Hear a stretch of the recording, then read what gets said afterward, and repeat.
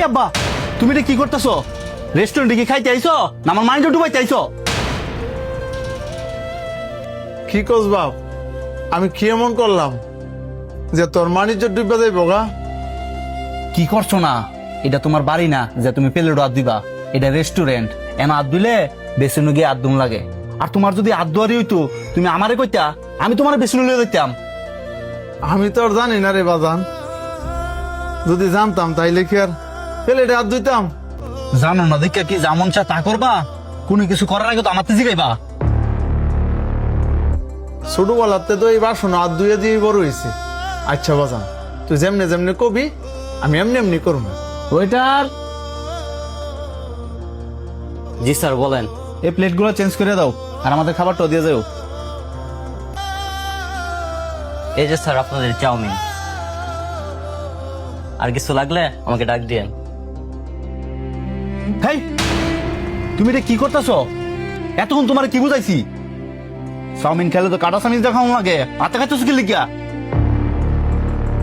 কি কস আব্বা, N noodles খাইলে সামিজ দেখানো লাগে? হয় এটা চামিচ দেখাও লাগে, আর এটা নুডলস না, এটা চাউমিন। আর তোমার না কইছি কোনো কিছু করার আগে আমার জিজ্ঞাসা করবা। আচ্ছা বাবা, তুই সেতিস না, আমি সামিজ দিয়ে খাইতেছি। আগে দেখো আমি কেমনে কেমনে খাই, পরে তুমি এমনি এমনি খাইও।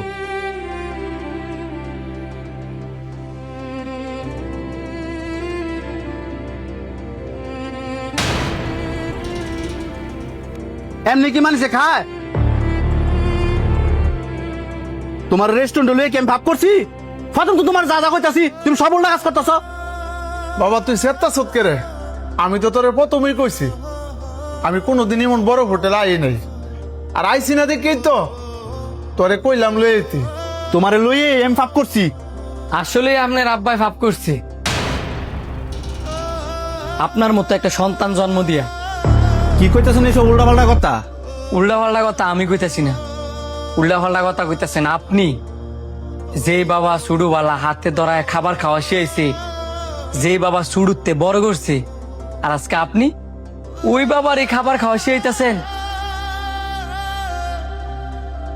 আপনার আব্বাই শখ করছে, আপনি রেস্টুরেন্টে খাইতে নিয়ে আইছেন। এমন দেয়া যেতেছে আপনার বাবার শখের চাইতে আপনার মান সম্মানটাই দামি।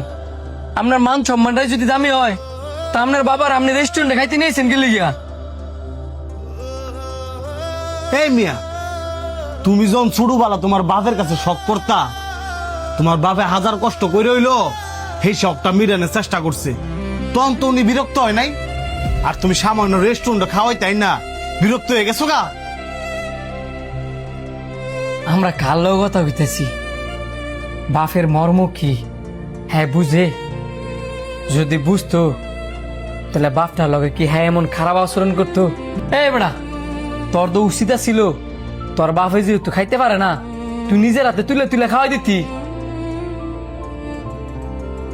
এই যে তুই আজকে ভালো মন্দ খাইতাছস, ভালো পোশাক আশাক পরতাছস, কার অবদানে? তোর এই বাবার অবদানে।